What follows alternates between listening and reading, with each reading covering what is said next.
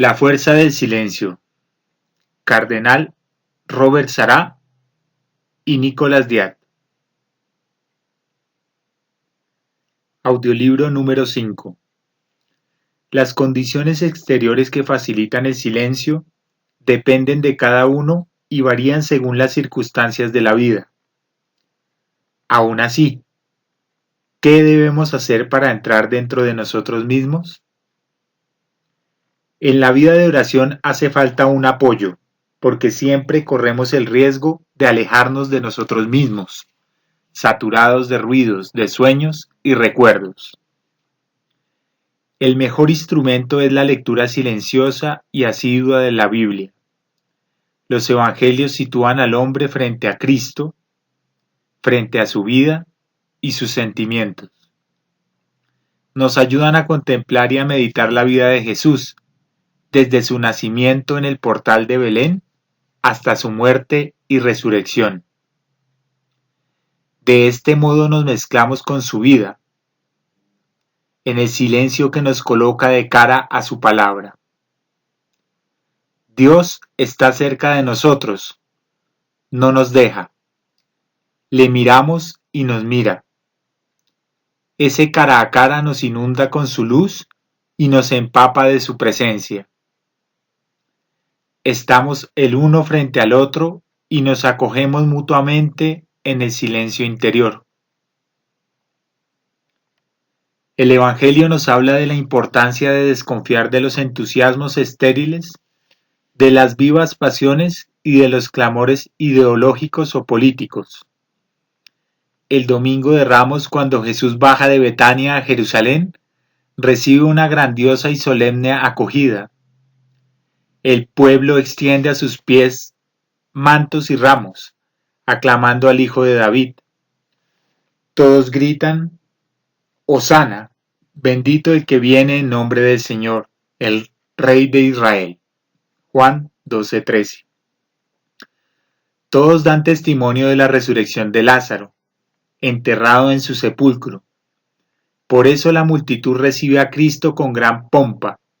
Jerusalén queda conmocionada por el ruido de esa entrada triunfal, por ese recibimiento excepcionalmente festivo.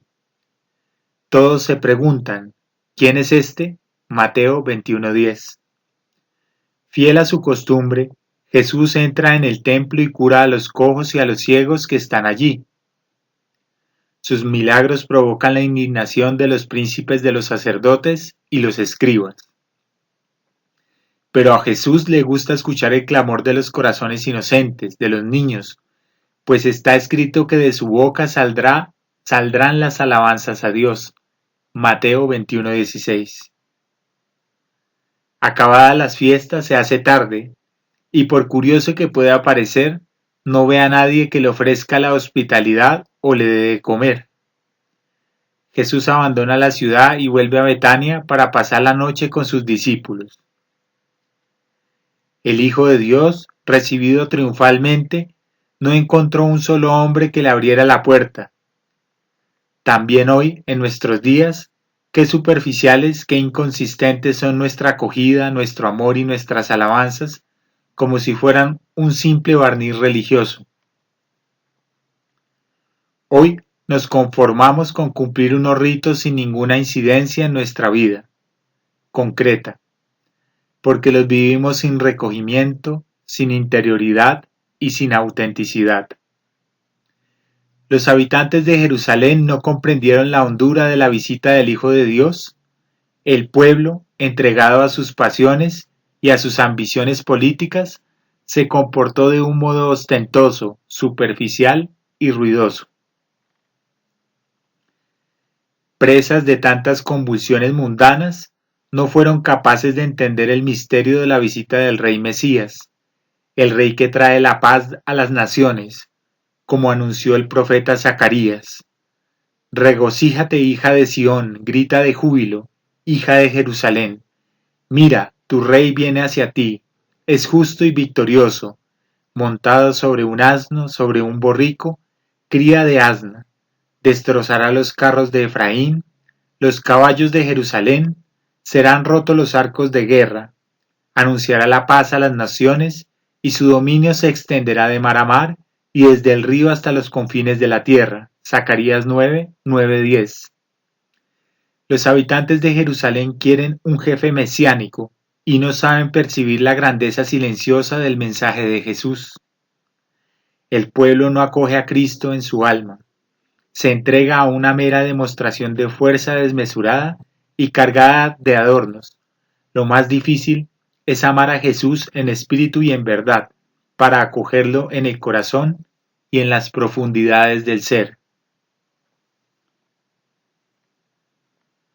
La auténtica acogida es silenciosa, no es diplomática, ni teatral, ni sentimental. También hoy, cuando aclamamos a Cristo, en las fiestas litúrgicas importantes, debemos procurar encarecidamente que nuestra alegría no sea ficticia. Muchas veces los hombres no ofrecen al Hijo de Dios la posibilidad de habitar en sus corazones. En la imitación de Cristo encontramos estas espléndidas palabras. Sé pues alma fiel y prepara tu corazón a este esposo, para que quiera venirse a ti y morar contigo. Porque él dice así, si alguno me ama guardará mi palabra, vendremos a él y moraremos en él. Da pues lugar a Cristo y a todo lo demás cierra la entrada.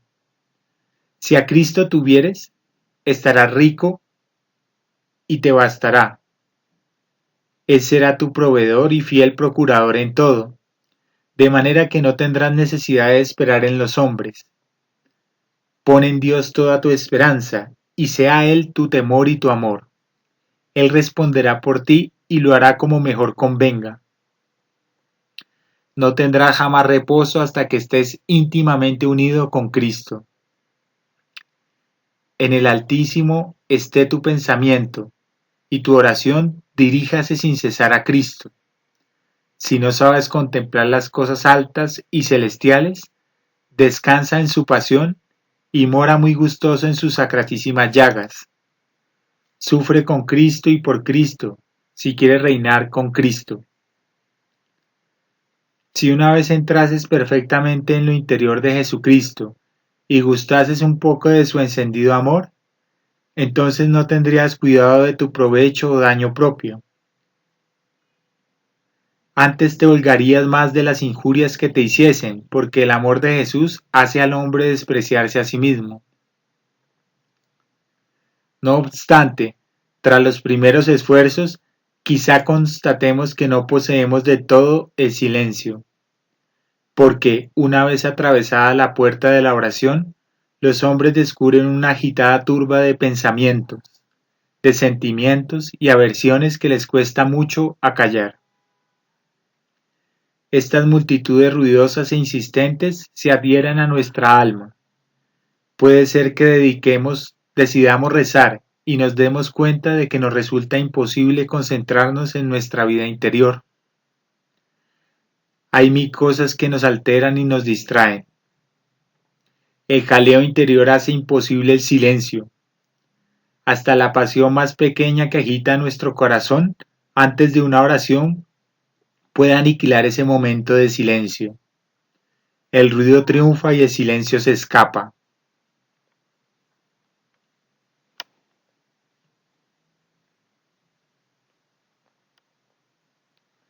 ¿Cómo conseguiremos dominar nuestro propio silencio interior? La única respuesta está en la ascesis, en la renuncia de uno mismo y en la humildad. Si el hombre no se aniquila a sí mismo, si sigue siendo como es, se queda fuera de Dios.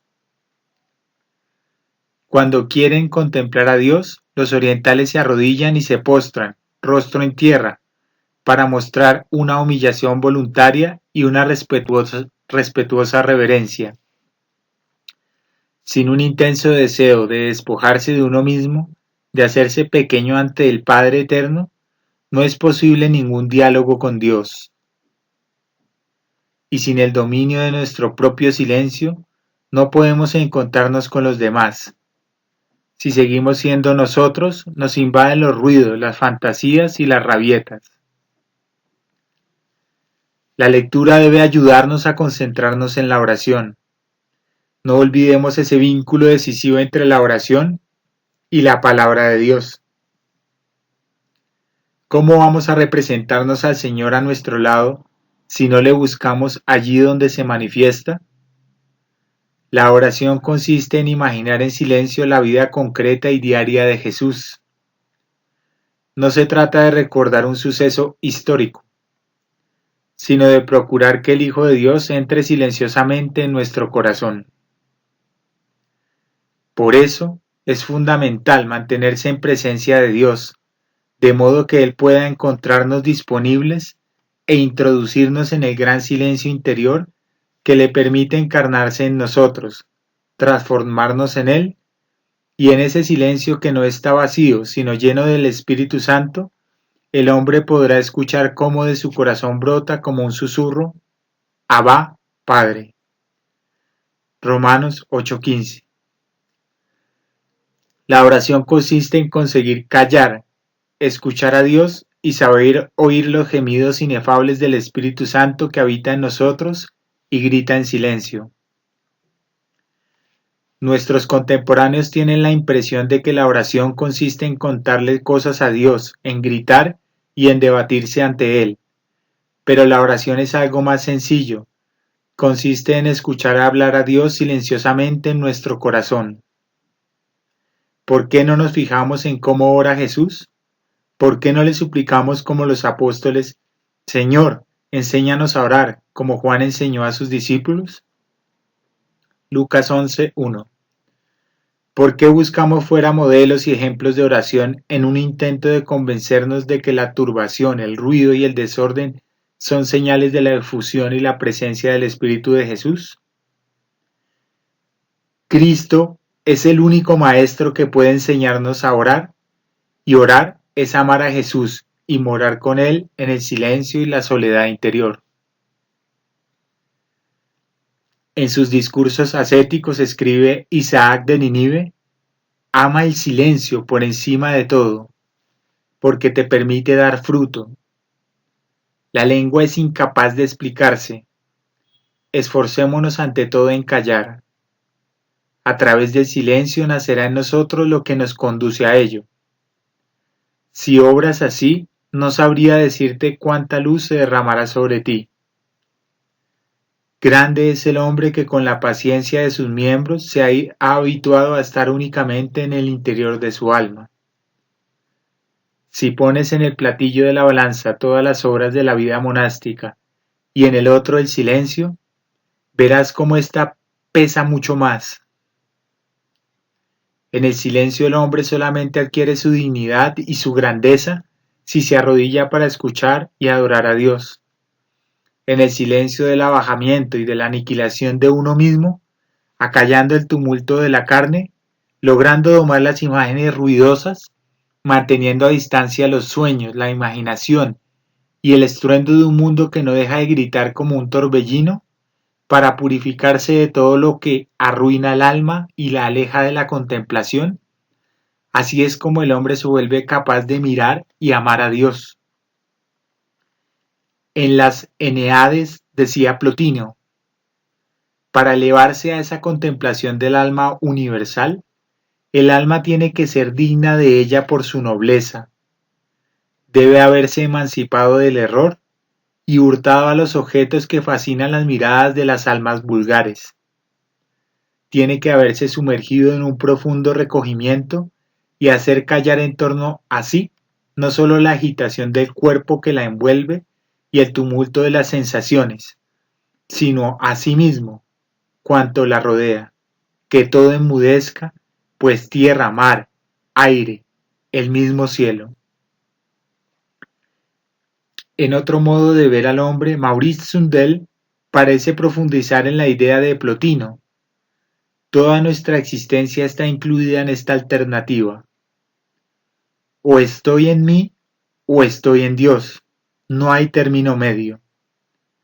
Cuando dejo de dar conmigo, es que Dios está realmente presente en mí. Cuando me pierdo de vista, es que le miro a Él. Cuando ya no oigo, es que le escucho a Él, y entonces el bien en todos los ámbitos consiste justamente en perderme en Él. El programa es sencillo, pero su concreción es difícil, porque no podemos decretar un encuentro ni fijar la hora en que ha de brotar el amor. No hay camino que desemboque inefablemente en un intercambio de intimidades. No hay nada más libre, más imprevisto ni más gratuito. Todo lo que podemos hacer es apartar los obstáculos que hacen imposible ese intercambio y se resume en el ruido que hacemos con nosotros mismos y a nuestro alrededor. La única posibilidad de salir de nosotros mismos es neutralizar nuestra atención, apartar apaciblemente nuestros oídos de toda esa mezcla confusa de apetitos y de reivindicaciones, apagar la corriente psíquica que alimenta este tumulto, a través de un recogimiento en el que se ahonda cada vez más el vacío que nos hace disponibles. Cuando se ha instaurado el silencio total, es que se anuncia ya la presencia que llena el espacio engendrado por la retirada del yo. El silencio cuesta, pero hace al hombre capaz de dejarse guiar por Dios. Del silencio nace el silencio. A través del Dios silencioso podemos acceder al silencio y el hombre no deja de sorprenderse de la luz que brilla entonces. El silencio es más importante que cualquier otra obra humana, porque manifiesta a Dios, la verdadera revolución que procede del silencio. Nos conduce hacia Dios y hacia los demás para ponernos humilde y generosamente a su servicio.